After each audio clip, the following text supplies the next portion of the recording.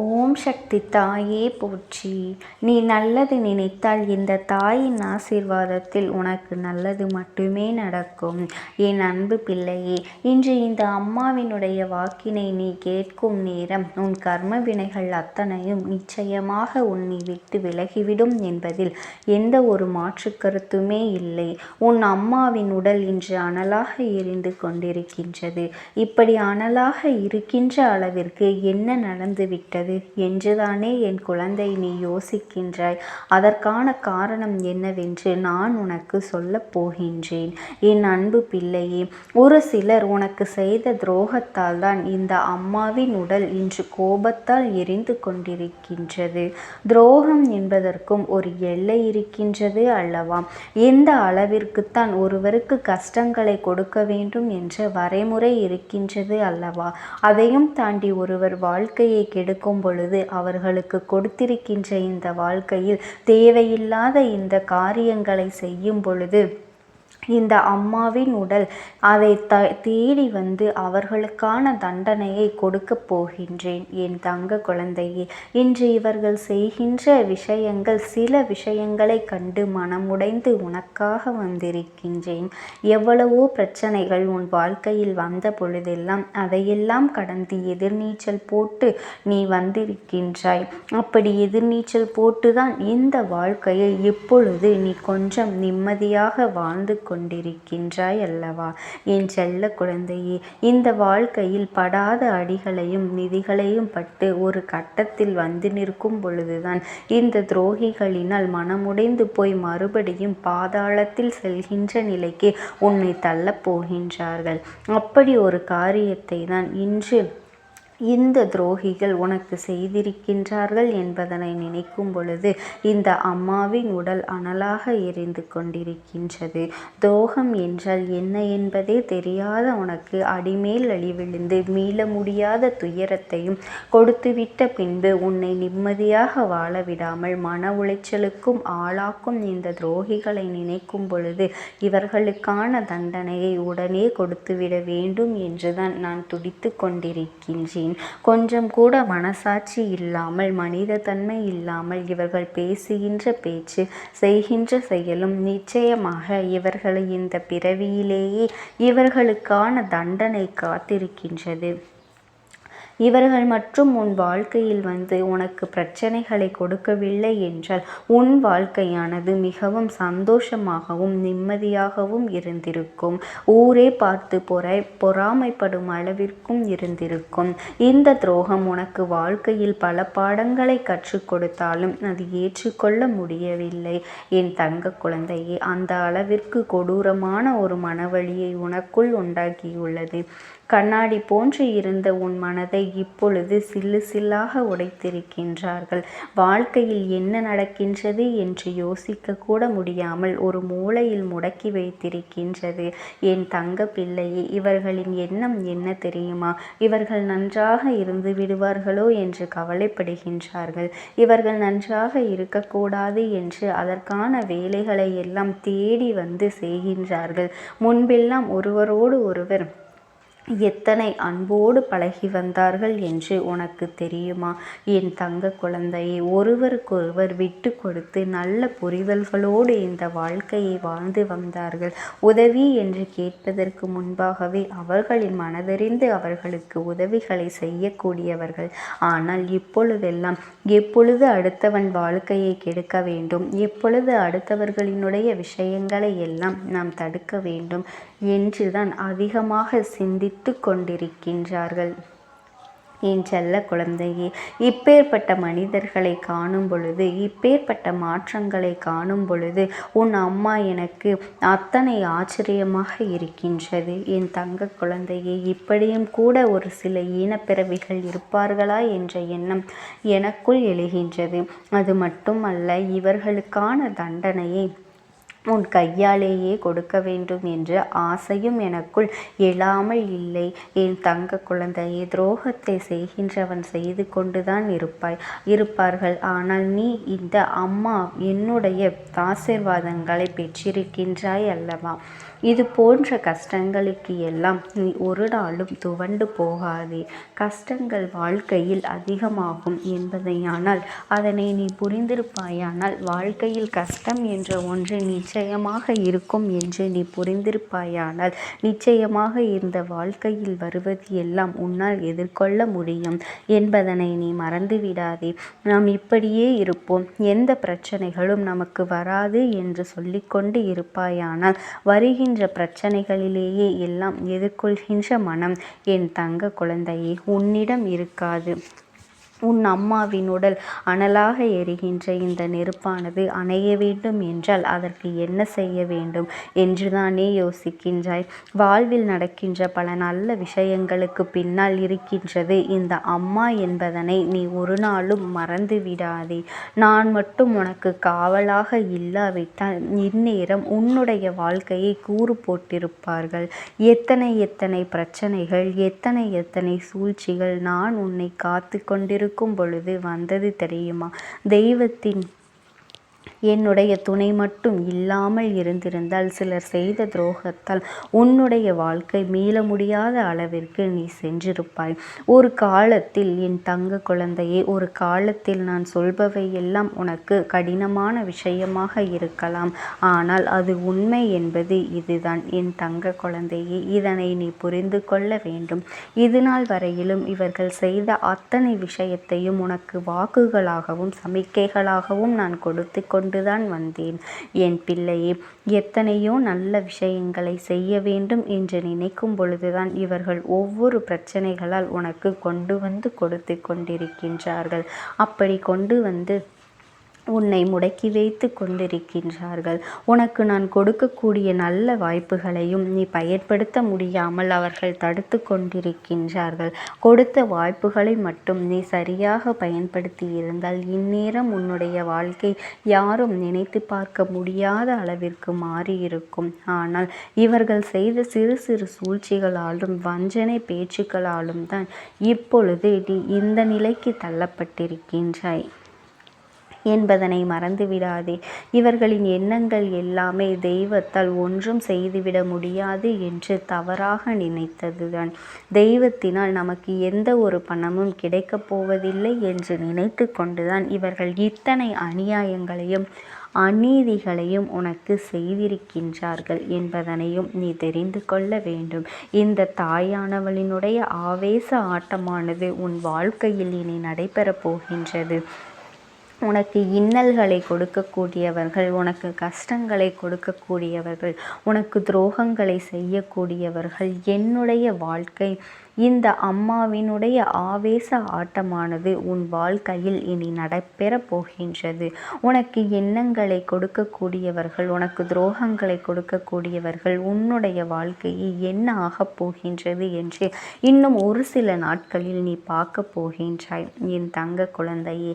இனி ஒவ்வொரு விடியலிலும் என் பிள்ளை நீ இந்த வாழ்க்கையில் ஏதேனும் ஒரு மனமாற்றத்தை உண்டாக்கும் என்பதனை நீ மறந்துவிடாதே. நீ உன்னுடைய வாழ்க்கையை உனக்கு பிடித்த மாதிரி வாழ வேண்டும் என்று ஆசைப்படுகின்றாய்.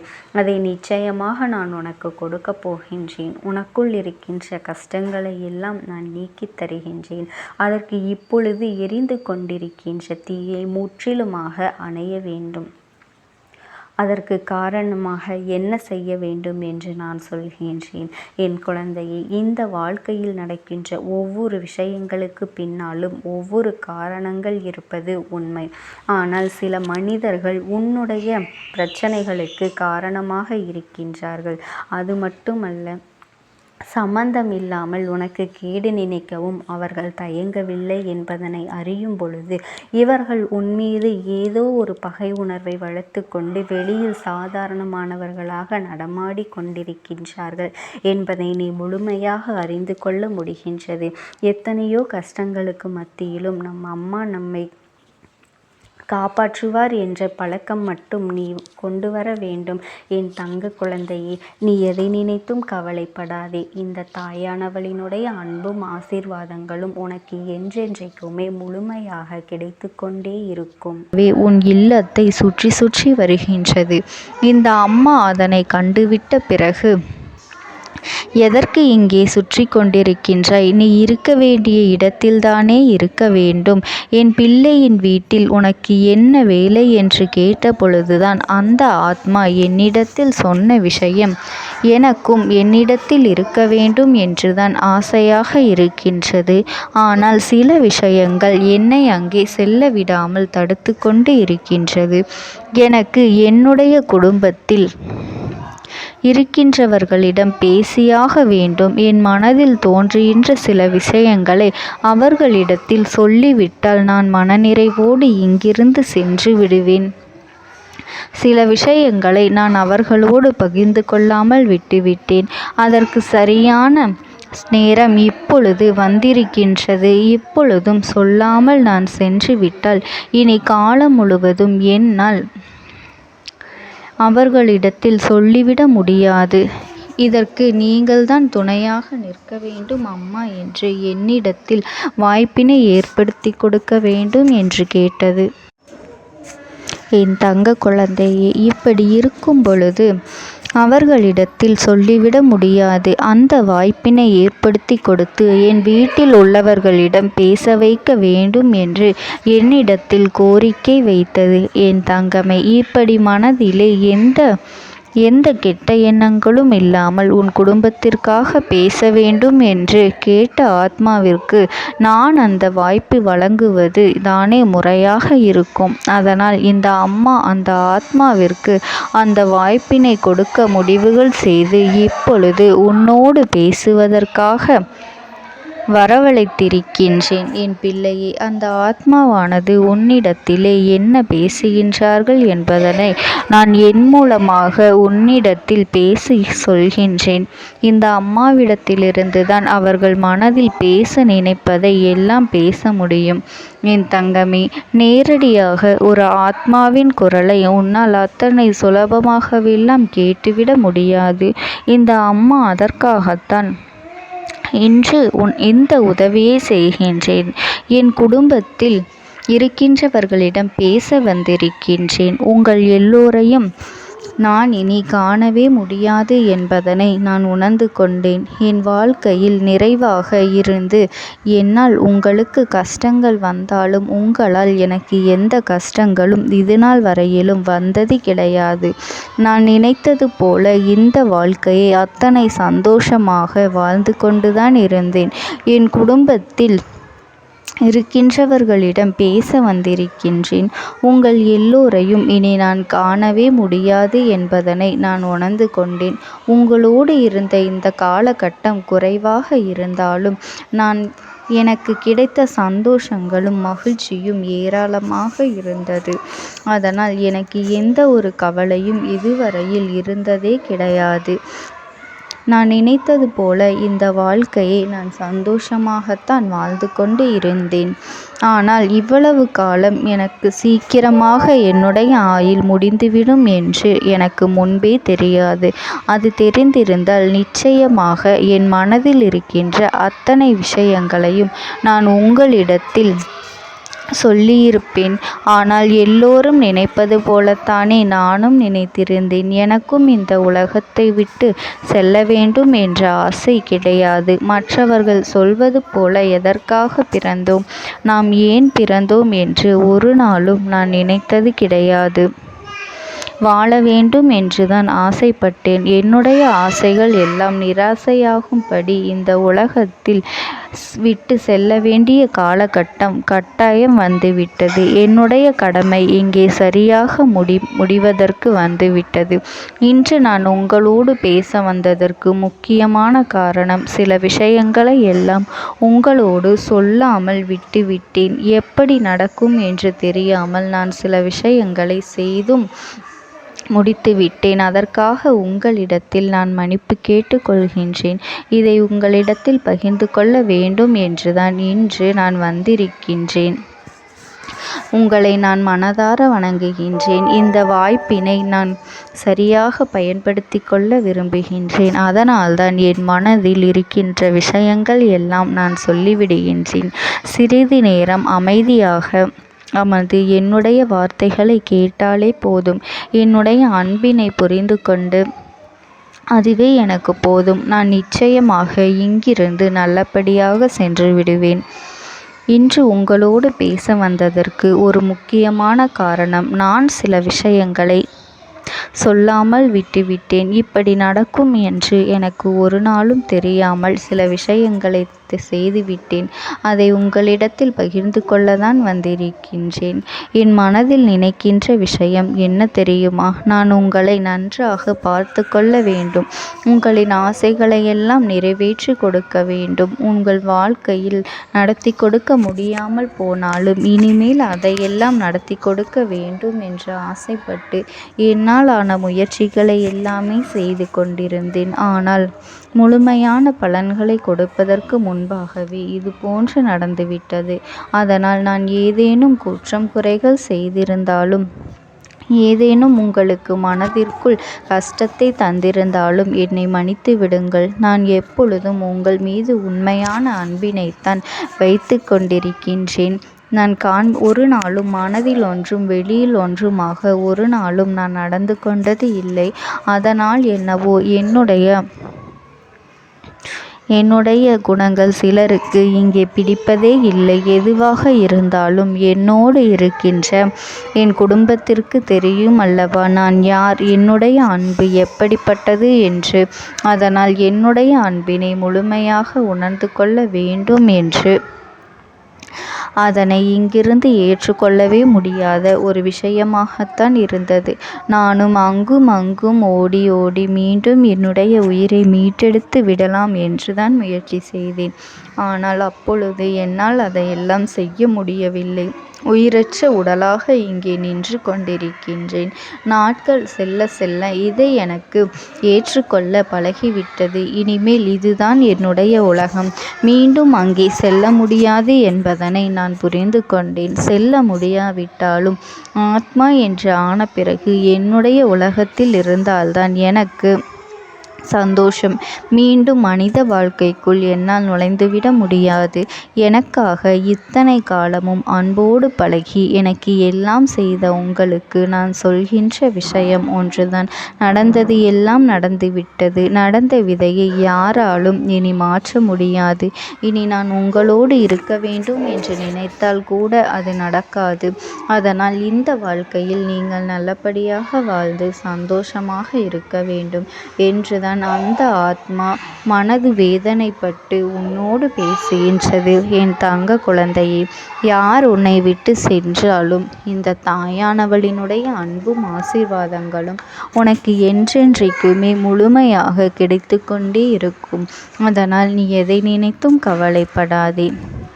உனக்காக எப்பொழுதும் நான் இருந்து கொண்டே இருப்பேன். ஓம் சக்தி. ஓம் ஆதிபரா சக்தி. உனக்கான நல்ல விஷயங்களை செய்து கொடுப்பதற்காகவே உன் தாயானவள் இன்று உன்னை தேடி வந்திருக்கின்றேன். என் தங்கமே, இன்று நான் உன் அம்மா மனமகிழ்ச்சியில் வந்திருக்கின்றேன். என் பிள்ளையே, எப்பொழுது இந்த அம்மாவினுடைய வாக்கினை நீ கேட்கின்றாயோ அப்பொழுதிலிருந்து எண்ணி 5வது நாள் உன் வாழ்க்கையை புரட்டி போடுகின்ற நிகழ்வு ஒன்றினை நான் நடத்தி கொடுக்க போகின்றேன். உன் வாழ்க்கையில் நடந்து கொண்டிருக்கின்ற ஒரு அதிமுக்கியமான பிரச்சனையை நான் முடித்து கொடுக்க வந்திருக்கின்றேன். என் பிள்ளையே, இந்த அம்மாவினுடைய வாக்கினை முழுமையாக கேட்டுவிட்டால் நிச்சயமாக என் பிள்ளை நீ மனமகிழ்ச்சி அடையத்தான் செய்வாய். உன்னுடைய மனதிற்குள் இருக்கின்ற ஒவ்வொரு எண்ணங்களும் இன்று இந்த அம்மாவினுடைய பார்வைக்கு தெரிய வந்து விட்டது. நான் உன்னுடைய பிரச்சனை என்னவென்று தெரிந்து கொண்டேன். என் பிள்ளை, நீ என்னை பார்க்கும் பொழுதே உன் மனதில் ஓடுகின்ற அத்தனை விஷயங்களும் எனக்கு தெரிய வந்துவிடும். அதை இப்பொழுது என் பிள்ளை நீ சரியாக செய்துவிட்டாய். ஆனால் இந்த அம்மாவினை கண்டு கண்கலங்கி நின்றாய் அல்லவா? அம்மா உன்னைத்தானே எல்லாமுமாக நீ நம்பியிருக்கின்றேன். அப்படி இருக்கும் பொழுது இன்று எனக்கு இந்த கஷ்டத்திலிருந்து நீ விடுதலை கொடுக்க மாட்டாயா என்று என் பிள்ளை நீ என்னை பார்த்து கேட்கின்ற விஷயத்திற்குத்தான் நான் முடிவினை கட்டப் போகின்றேன்.